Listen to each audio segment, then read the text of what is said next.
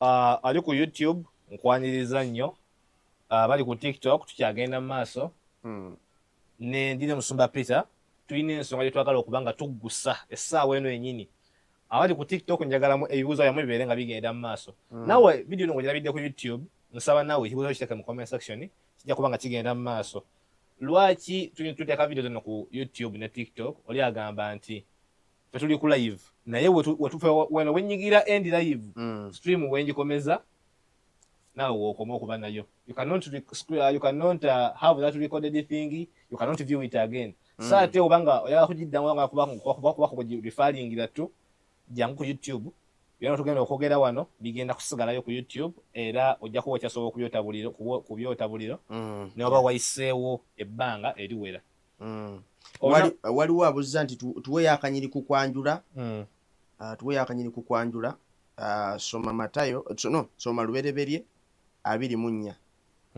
Lubereberye 24 otandikire ku Lwakumeka.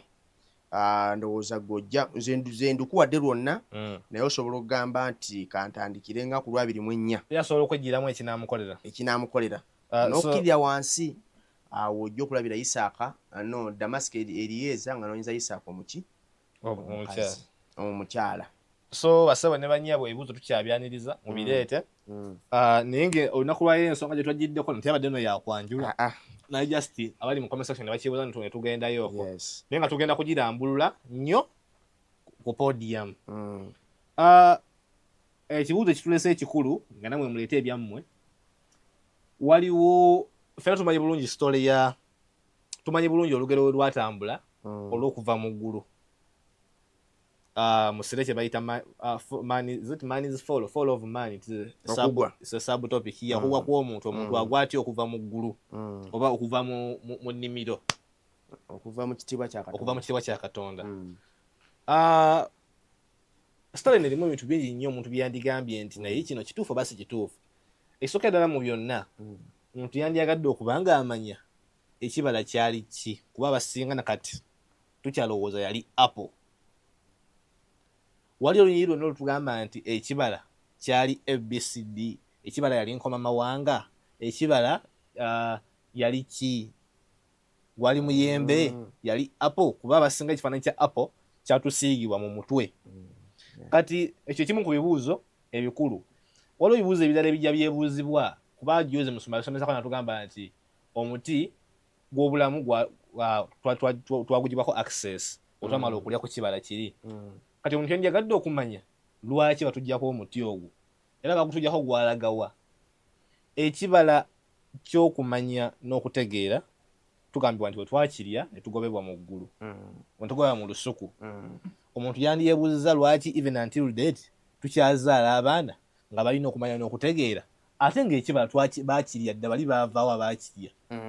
Ebyo byonna bibuuzo byebuuzibwa. So kati gwe nsaba osigaleko naawe balina ekibuuzo kyo kiteke mu comment section. Musumba simanyi wagenda kutandikira, naye ndowooza onatangira ku kya apple kwennyini olyoka otululamu. Omuntu yali kibala ki ekitugobya? Actually neyanze omukulu ddala n'ebibuuzo ebyo kubanga ffenaffe bwe twakulira twakula tumanyi apple. Mwalinga muzirya mwaziranga nga mukulu? Mukyalo olya apple kanaawe? Mukyalo mpozi kati abaakati, naye kati mu byalo byaffe ebyedda tewaliyo supermarket. Actually nze ne bwe nasooka okulya apple nawulira ng'ensi ddala eteredde. Sooka ove ku mmwe abaakulira wano e Kampala. Leka naawe sikulimba ng'olunaku lwa leero osanga omwana nga kizibu okumalawo nga talidde apple. Omwana muto bw'ati naye nga apple baziba mu firiji. Nenaffe nenange we nakulira apple nga ziba Kampala wokka. Kati ffe mu kyalo tewali nga apple, era kati ffe twakula tumanyi nti ate by the way kindowooza kye kyatulisa n'okulya apple, twakula tumanyi nti Adamu ne Eva balya ki. Kati ng'otya naawe kiri oyonoone. Naye nga Bayibuli tetulaga nti balya ki apple. Ate tetulaga kika kya kibala nti balya ekyo kye balya. Naye ffe batugamba ne balya ku muti ogwaki oguleeta okumanya ekibi n'ekirungi. Gwe muti gwe balya mu Lubereberye 2:16 ne 17. Kyekyo kye batulaga nti balya ku muti ogwo. ate bwe twakula wano betandise okusoma batisimu konfirmansi yawo kati ate awo omugigi ne batandika teyali musomesa sijja kwekwasa musomesa naye yali bannaffe betwasoma nabo ne batugamba nti Adamu ekyaleeta ekyo ekyalya ekyaleeta okumugobesa mugundi mu nnimiro yeegatta ne mukazi we Katonda wange ate nga Katonda yali yakigaana era nakula ndi munyiivu ku Katonda kubanga gulabayo Katonda n'akutondera omukyala naye n'akwata omuggo n'adda mu nsonda n'agamba ngenda nekulaba nga weegasse naye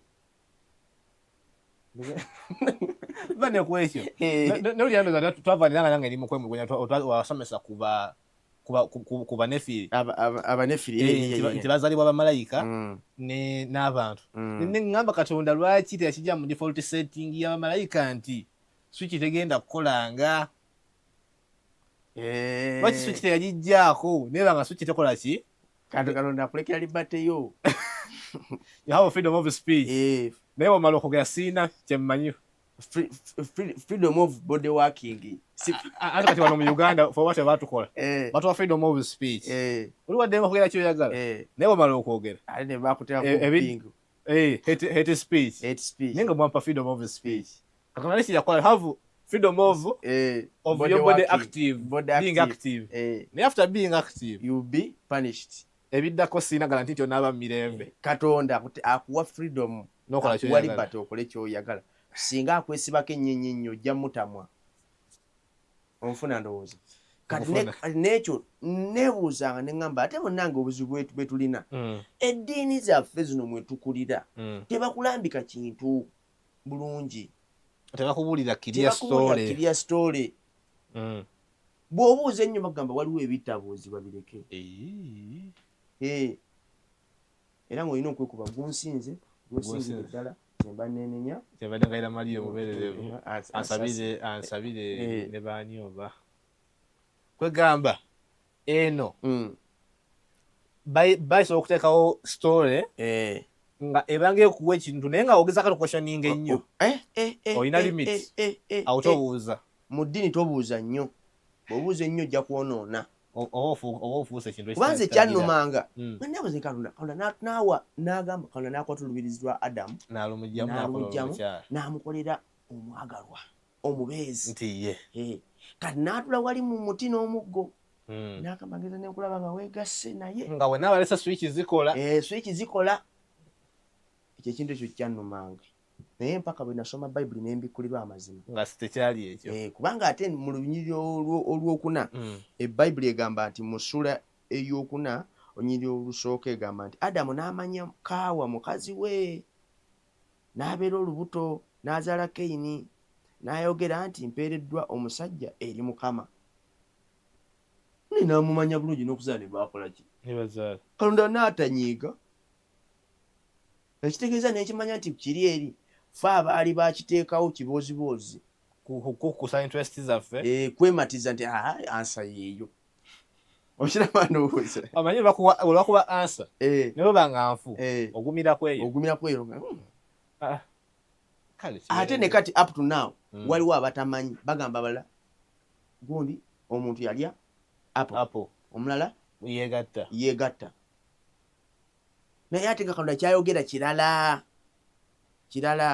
kubanga ekibi kiva ku kulya muti gukola ki ogw'okumanya n'okutegeera yes kubanga mu nsuku mwalimu emiti ebiri mwalimu omuti oguleeta okumanya the tree of knowledge ne wabamu n'omuti the tree of life kati omuntu yalya muti guleeta kumanya n'okutegeera Katonda n'amugoba mu nnimiro amanga Katonda n'asindika bamalayika abakuta ebitala okukuuma omuti ogw'obulamu kuba gwo gwasigala mu nnimiro olubereberye 3:24 ne bagayidinga anti kyeneebuuza kati lwaki otugira anti kati lwaki akkuuma Katonda singa kubanga jjukira omuntu baamugamba batya nti tooleme kufa bw'olirya ku muti ogwaki ogw'obulamu. Ekibuuzo kiri nti mukulu Ddaani gwagenda okuddiramu abali eri. Omuntu bwe yalya ku muti oguleeta okumanya n'okutegeera yafa. Yasigalawo. Si kyo? Kati yafa ki? Naye ate ekyawandiikibwa kigambye toleme kukola ki? Kufa. Naye bwe yali omuti yafa? Teyafa. Kati Katonda mulimba mu byayogera. Katonda yabakwata offside. Ekituufu kiri nti yabakwata offside. Yafa. Omuntu yafa. Naye teyafa ku olwo. Yafa ku olwo. Naye mpozi ngamba teyafa mu buliwo. Yafa atya? Kati nyina yafa atya? Yafa atya? Yafa spiritually. Nti whereby abantu bedda mukulu Ddaani baawangaalanga. Nuwa emyaka 950. Adamu 930. Ibulayimu 127. Sara 127. Ibulayimu 10 yasukkawo ye ku mukyala 17. Olaba ndowooza baafa naye tebaafanga muki? Bayibuli mulimu abantu nga 15 abafiira ku myaka emito between 8 between 9 ne 5 nga bafiira wakati 6 7. Naye kati ku mulembe guno omwana awangadde nnyo 10. That's a miracle. 10 batonogize nnyo. In fact batono. In fact ne kyenda nti ali waggulu. Okyali waggulu kirira 7 myaka 7. Ngatandika okwebaza Katonda amuwangazizza nnyo. Nengendo luli yayanga akyali muwala muto. Luli abantu kabaka kawala kato. Yes, abantu baawangaaliranga ddala. Osimanyi oyogedde wano nonzijukiza waliwo oba yali musumba oba yali richa. Yali ku cyane munagamba nti muddawo ne mwerimba Katonda akola ebyamagero. Sara yamuzaaliza ku myaka 9. Yamuzaaliza ku myaka 9. Mumanya abantu ddala baawangaalanga. Oyinza n'okusanga Sara ku myaka 9 yalinga gwe kwabiri gyo gy'olina. Kubanga bo bali baabanga baawangaalanga ebbanga ddene oli emyaka 16. Omuntu w'emyaka 16 wabanga yazaalidde ku 9 abanga azaalidde ku 3. Yes. Gwe sokola Sara azaalidde ku myaka 9 n'afiira ku 27. Eyo difference ya myaka emeka? Ya myaka 37. President Dabanga azaalidde mu late 20s. Yes. Aba akyali. Akyasobola. Aba akyali kawerette. Kati omuntu yafa. Obutali buliwo teyakutuka ku olwo naye nga yafa spiritually. Physically teyafa immediately. Naye spiritually yafiirawo. Naye ne mubiri yamala n'afa. Mubiri obadde bali batukoze to live forever. Kati singa Katonda kati ogenda kwebuza lwaki Katonda bwe yalaba ng'omuntu alidde omuti yadduka mangu nnyo n'akuma omuti gw'obulamu guno bwe baamala n'agamba ngo ngubalekedde mugulidde ngubalekedde n'adduka n'adduka mangu nnyo n'akuma omuti gwaki ogw'obulamu. Singa Katonda alina abantu abawangazi aboonoonya abawangaala oba kasezimanyi nkazi singa Katonda alina aboonoonya abawangaala nkuba akafaananyi nga kati Falaawo akyali mulamu. Adamu ku 9 ameka yandibagobye nebandiza Uganda yanabagobye bulungi nnyo. Katonda kiyakolagamba kati nga mwonoonye temujja kulya ku muti gwa bulamu. Kati omuti ogw'obulamu kati ogulya Bayibuli egamba omala gukolerera. Era Bayibuli egamba nti abo abaliwangula baliweebwa omuti ogw'obulamu gulya mukubikolerwa. Abaliwangula birimu kuwangula kati tuli mu tournament. Kyokka ogw'okumanya ekirungi n'ekibi gwo gwali gwa bwereere. Gwali gwa bwereere gwaliwo. Kati omuntu yandiyebuuzizza wekibanga kituufu omuti Adamu ne Eva baagulya ogw'okumanya n'okutegeera. Yes. Kijja kityo okubanga olwaleero emyaka tetusaana kugibala egyakayitawo ebbanga ddene nnyo. Naye until date omwana azaalibwa nga tamanyi kirungi na kibi naye wajja akula abanga go bawa kadoozi k'okumanya n'okutegeera olunaku lwabeerawo agenda okweza emyaka 10 ng'amaze okwawula ekirungi n'ekibi. Omuti guno tugulina ku nsi wano, tugenda tugulyako mpola mpola, oba ekikolimo kyakwata mu gindi kati newozaalibwa ojja kuba omanyi ekirungi n'ekibi. Kati olaba newankubadde Yesu yatufiirira yatufiirira n'asasula omutango, kituufu, naye teyajjawo kibi. Ekibi tekyavaawo weekiri, naye yasasula.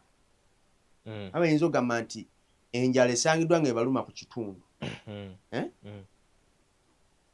ne sijjaawo njala togikuteeko, naye nenkola restaurant wali erugala neŋŋamba nti buli anaawulya ng'enjala emuluma jangu oli ku bwereere erugala, naye n'enjala sigijjeewo.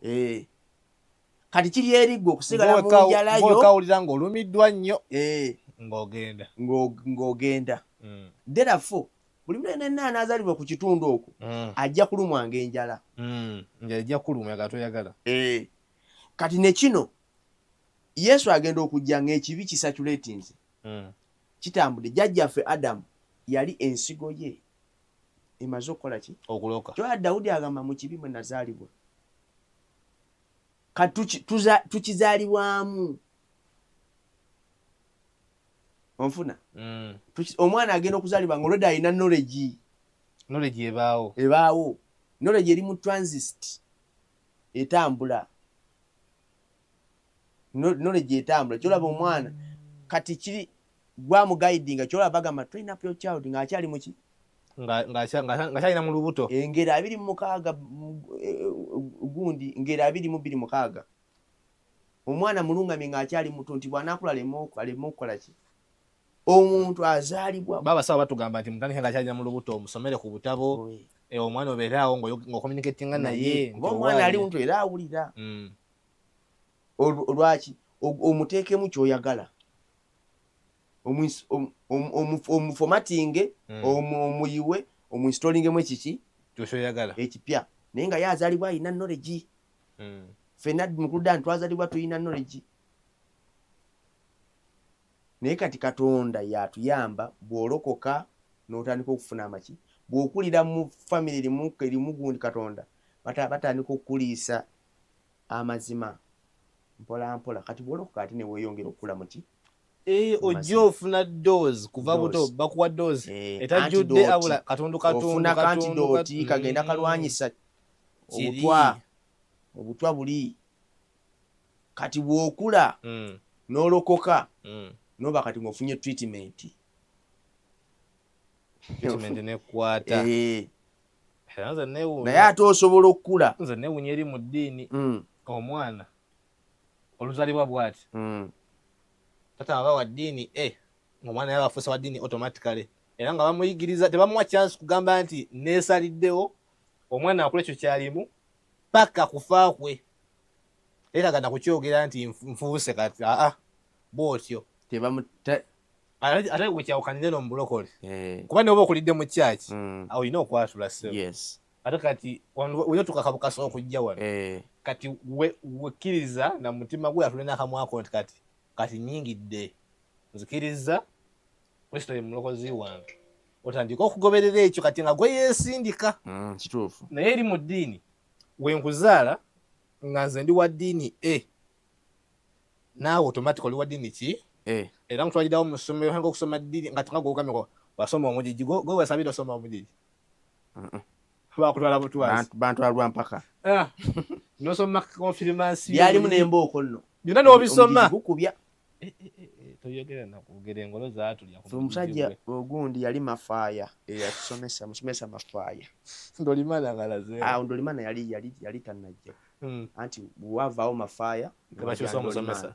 Ndolimana kati Ndolimana lwakuba Ndolimana bwe yafa ne bakomyawo mafaaya. Mafaaya yali musomesa mulungi. Yali actually first of all yali primary teacher. Ate ne mu church asavinga. Naye nga alina ekigambo kirungi kati nga mukyala mafaaya yatuguza pan nekwete. Tugende mu maaso. Mukyala Mafayo bo kyaliyo nkutumidde. Akyaliyo. We come in peace. Mukyala Mafayo akyaliyo akuba simanyi oba ali ku social media kutulaba. Akyaliyo ekiboga. Ono yabadde abuuza nti Musumba, what do you mean if we die in righteousness? Oba tutwayiseewo ddaawo. Yabadde obaabuuza ku ki ekibuzo tekirikkiriya. Mulungi ekibuzo tekirikkiriya kyewali otegeeza ng'obuuza Musumba nti what do you mean if we what if we die in righteousness? Tetukitegedde wadde ku topic tetumaze. Kale nalike otegeeza bw'ofiira mu butuukirivu straight ggulu. Liba ggulu butereevu. Obuyivu butuukirivu kitegeeza okoleredde. Passport etwala mu ggulu butuukirivu. Asoba nakyo oyiseewo butereevu. Okudda ku mulamwa gwaffe. Kale kyotutegeezezza nti omuti tetukyagenda maaso na kulya kibala kyagwo nti tukiyadde by day. Naye ate wano ogamba nti ekibala kikyarikalinga kitambulira mu knowledge after knowledge. Obanga agamba nti ekibala tekyali physical obeena ekibala ky'ensigo eno baakibasuulamu as a thought banyagamba okukiriza kuva mu kuwulira. Kwa Bayibuli egamba nti Eva yawa omusota ki obudde okumunnyonnyola. Oba ekibala kyali kigenda wano ku mutima. Katoyita kategedde agamba ate ku mutima akwata ku mutwe. Naye ng'omutima gwegwo. Omutima guli wano ogwa Bayibuli. Kati mu nnyiriri bakulaga omuti gwali physical. Bw'osoma ennyiriri. Bw'osoma Lubereberye 2, Lubereberye 3. Omuti bakulaga gwali physical ng'okwatukako. N'ekibala kyali physical. Naye kati abaana kye balya tekiri physical. Oba omulembe gw'ekiri okulya tekiri ki. Kubanga kati ogwo omuti gw'okumanya tegukyaliwo. Omubuliwo. Ne mu ggulu teguliiyo. Kubanga mu ggulu. Kubanga Garden of Eden nga bwe nabanyonnyola mu episode yange eri yasooka. Baagijjako kuno ku nsi. Ne bagitwala wa? Muggulu. Kubanga yalinga wali mugundi. Iraq eyo, Mesopotamia eyo, katundu kali eyo. Kyobola bali afuuka ddungu. Yeewali ennimiro ya gundi Garden of Eden. Kati yaggyibwawo n'etwalibwa. Kati ogwo omuti abanaawangula tujja gulyako mu ggulu era ye Kristo. Ogw'obulamu. Kyenkufunye bulungi. Ekibuzo kyandibadde nti ensonga lwaki bagukuuma omuti gw'obulamu ka tukitegedde nti okuuma omuti gw'obulamu kigendererwa ki? Right baagituggyako omala gikolerera. Si nga bwe kyali nti tuli naye oba simanyi oba kino Bayibuli ekyogerako. Ekiriwa. Pulaani ya Katonda yali ki ku miti gino? Yagenda kumala gituwe mu dda oba? Anti kati Katonda era Katonda yali era agenda kumala kituufu. Kubanga kati omuti gw'obulamu gwalinga kutuwa bulamu. Ekitegeeza omuntu bwe yandibadde ng'akaddiwa ng'ogenda ng'olya ku kibayita anti-aging. Nkanya ziddamu zeesika. Singa ffenna tulinga bamalayika kuba malayika tekaddiwa. Tezikula. Malayika tekula. Singa obulamu bulungi nnyo. Actually ensi Adamu ensi mwe yatondebwa yali nsi nnungi kubanga temwali ensolo tezaali ndalu. Buli kitonde awaaliwo obufuzi. Jjukira Adamu yatunda obufuzi bwaffe.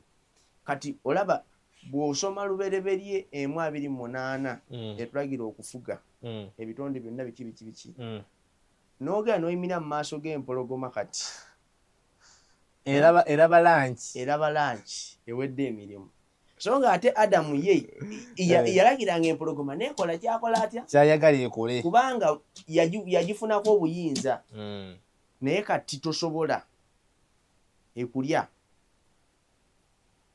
Kyolaba Mukama waffe Yesu alina okudda tufuge wamu naye kati awo bijja kuba bituwulira.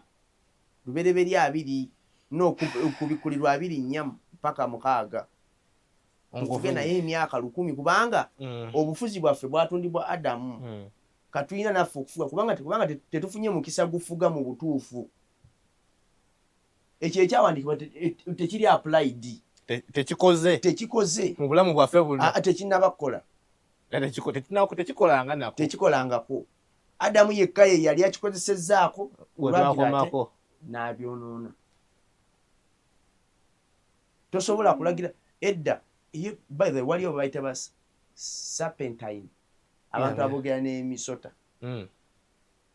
mbawulira wali olina okwogera n'omusota n'ogulagira nti kyuka genda waji kyuka genda ani ninze naze mugamba oba nze nkyuka nguviire kati olugulengera okola otya bakyuka n'okuviira tokulinda oba bw'oba olina amaanyi oyagala gukuba omwatte munne okugira okudda katono njagala just okifuula kiriya wali abantu badde balowooza nti ku kyekibala ekyo nga bo bagamba nti sitaani yandibanga omuti gw'ekibala naye bamugoba mu ggulu either yavayo n'ensigo oba ng'omuti yasenguka nagwo nti yagenda atambula ku nsi bw'ati nga wasaasaanya okumanya ekirungi n'ekibi nga muntu kasita amanya ekirungi n'ekibi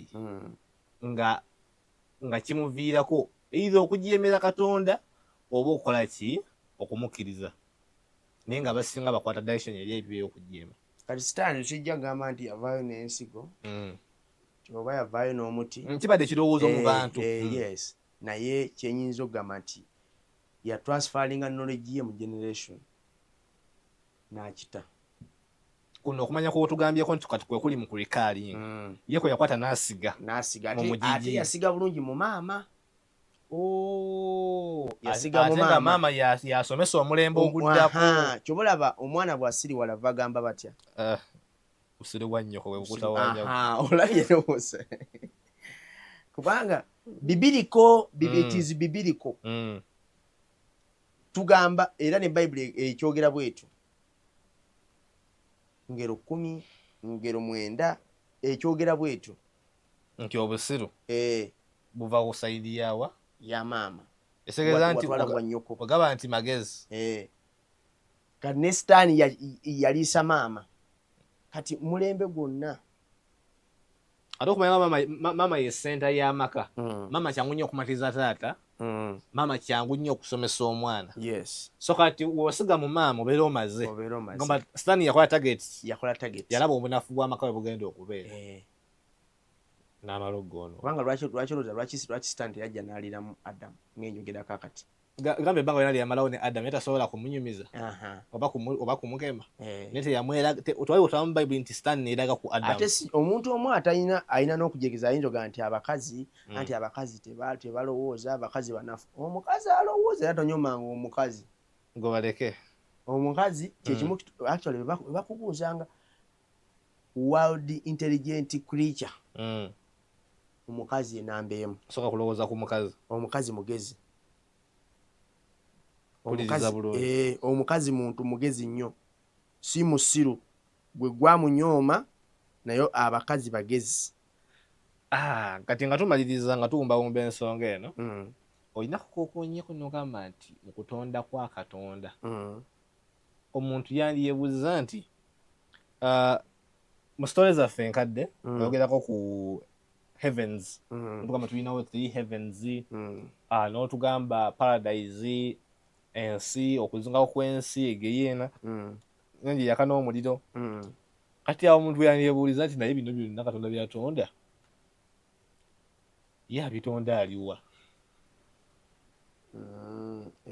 yakola eggulu erisooka nakubiri ng'aliwa namala eyokusatu nakka ku nsi nayawula amazzi ku lukalu n'akola ebire n'akola ki n'akola ennyanja yaka n'omuliro ye ng'aliwa kubanga mukusatu tetulako nti Katonda n'afuluma ennyumba ye nti bwolutyo olwali Katonda n'atula kabalaza wonna naye lwaki sikola omuntu tekiriiwo era tetulina okumulaba ng'atandika butandisi Katonda twalaba wa gyafuutuka twalaba we yali asula nti oba taata wa Katonda wuuli oba okuva mu nnyumba ya gundi netulaba omwana ayitibwa Katonda tebiriiwo yabikola aliwa kati ekyo kibuuzo nno kibuuzo kyamagezi kubanga omuntu alowooza yandikyebuuza naye Katonda eggulu lino ng'aliwa yali atuddewa kubanga Katonda tumuyita the Alpha and Omega the omnipotent omniscient omnipresent kati bw'osoma lubereberye eno Zabbuli 68:3 egamba nti oyo ye yeebagala ku ggulu eriri waggulu w'eggulu. Olidde yeebagala ku ggulu eriri waggulu w'eggulu eryabaawo edda n'edda lyonna. Waliwo eggulu eryabaawo edda n'edda. Kanyiriri ako simanyi abantu baali bakasomyeko. Ng'ovudde ku gano ge yatonda. Ng'ovudde ku gano ge yatonda waaliwo eggulu ery'edda n'edda eriri waggulu w'eggulu.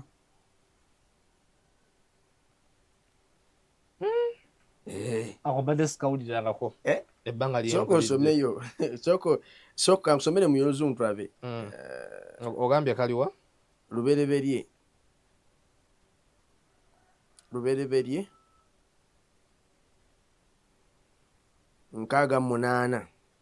No, Zabbuli sorry. Ali mu Zabbuli 68:3 egamba nti sing praises to him who rides upon heavens, the ancient heavens. Behold,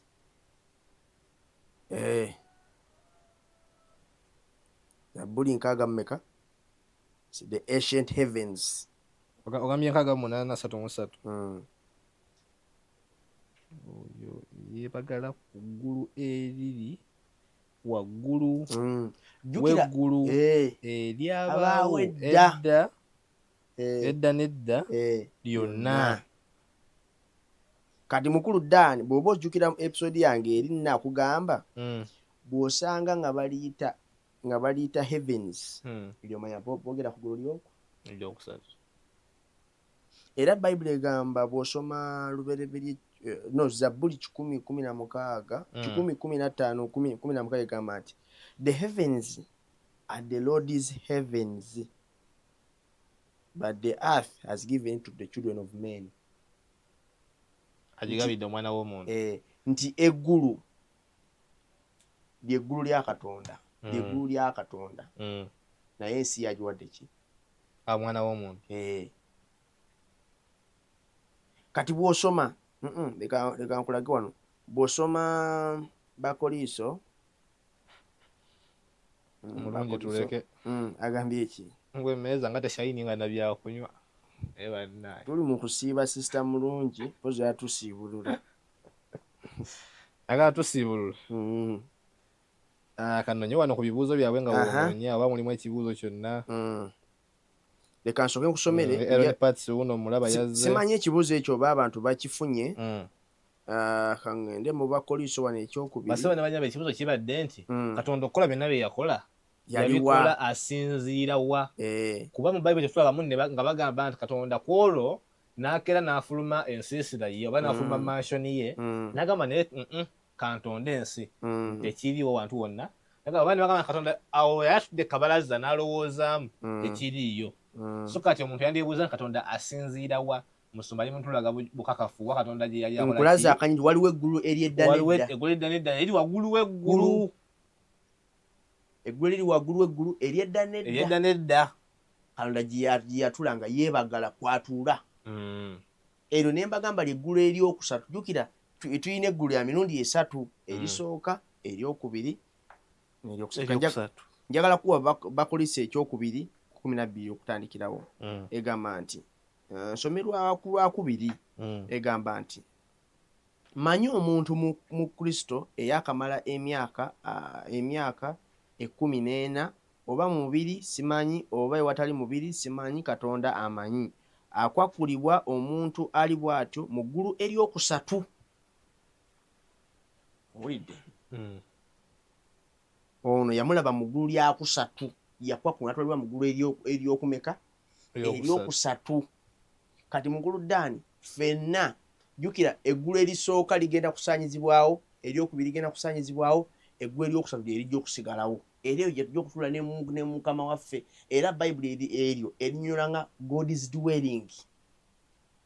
Katonda gy'atuula. Era mmanyi omuntu alinga bw'atyo oba mubiri oba ewatali mubiri simanyi, Katonda amanyi. Bwe yatwalibwa mu lusuku lwa Katonda. Olusuku nagambye eggulu lyakumeka lyakubiri. Mu lusuku lwa Katonda n'awulira ebigambo ebitayogerekeka ebitasaanira omuntu kubyatula. Owulidde wano bakulaze eggulu lyakumeka lyakusatu. Eggulu eryokusatu lyeryo eggulu eryedda n'edda.